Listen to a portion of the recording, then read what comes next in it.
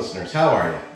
This is Kurt. I'm coming to you from the living room here, and I got an important message this morning, and I'm getting ready to go out and do some landscaping for a neighbor and help out and stuff. And before I do that, I was excited about this message, and I wanted to get it done, and I wanted to put it on video so that you understood kind of how passionate I feel about this one. When you have something in your life that doesn't feel right, a relationship with somebody, a physical feeling, an investment opportunity that doesn't feel right, you need to follow your instincts. Some of you that have listened to the podcast for the last couple of months, or that have seen maybe a recent post I may have put on MananaNoMas.com, I have not been feeling well. Since about Christmas 2018, I went mountain biking and it hit me all at once, and I felt like, oh, cold, flu, okay, it's cold and flu season, we'll get through this. And I didn't heal as quickly as I thought that I should have. And it became a breathing thing, so bad in fact that I thought I might have had pneumonia, and I went to the doctor again. And I ended up going 3 times to the doctor to try and figure this out. And he's like, well, maybe it's allergies, or maybe it's just the cold and flu season's really bad this year, everybody's got something. And the people at work were starting to treat me like, Typhoid Mary, right? Like they just did not want to be around someone who was sick. Well, then I started to notice people around me were sick.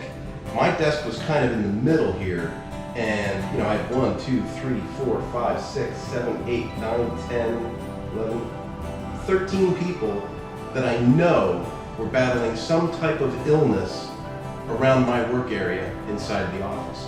Then I started to notice. I would go home on weekends, and by Sunday night, and certainly by Monday morning, I started to feel half human again, like I could breathe, I could, without coughing and stuff. And I was like, okay, and then I'd go to the office, and Monday, Tuesday, I'd feel a little sluggish, Wednesday, feel pretty crappy, Thursday, struggle to get through the day, Friday, miserable, go home. And I'm not a live for the weekends kind of guy. I am I like what I do. So I'm like, okay, something's wrong. And I started to think in my head, this is not a cold, okay? There's something else wrong.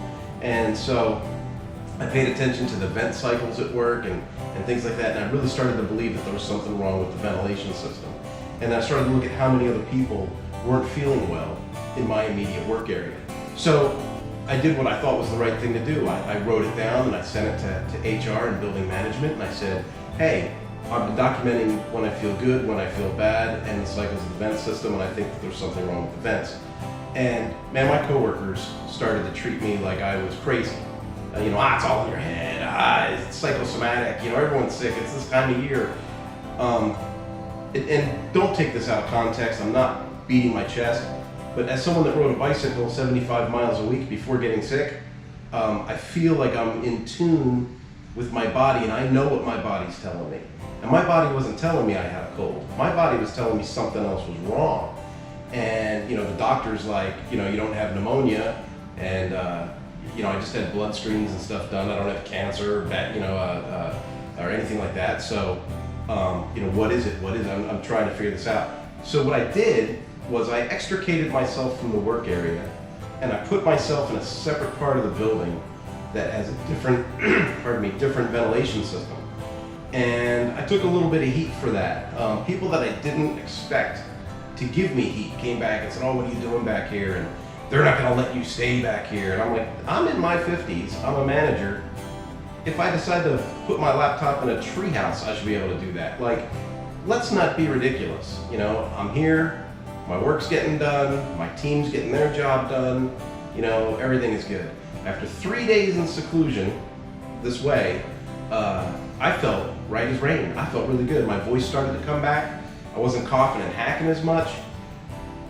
And so I went back to the workspace for half a day. And after that half a day, I could feel myself starting to wheeze again by the end of the day. And I'm like, you know what?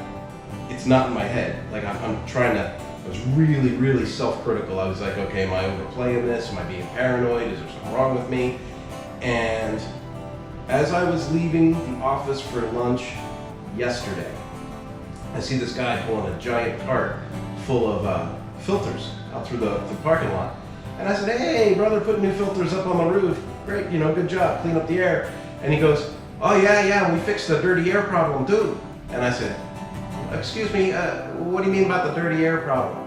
And it had been weeks since I sent that letter to HR and building management, right? So I assumed I was getting blown off. And so he goes, we fixed the dirty air problem. I said, what do you mean? And he goes, oh, I had to redirect the flue because of the boiler. It was getting back into the system. And I'm like, I'm not crazy. And this is not anything against the office. There was no malintent. There was no, I'm not even going to say negligence. I mean, whatever it was, some kind of issue in the building caused exhaust fumes from the furnace, from the boiler, to get back into the clean air intake and basically funnel down right over my desk. And all these other people that have been battling the cold and the flu and all these bronchial spasms, all these bronchial conditions, more than likely are feeling the same effects. Some people are more sensitive to that kind of stuff than others.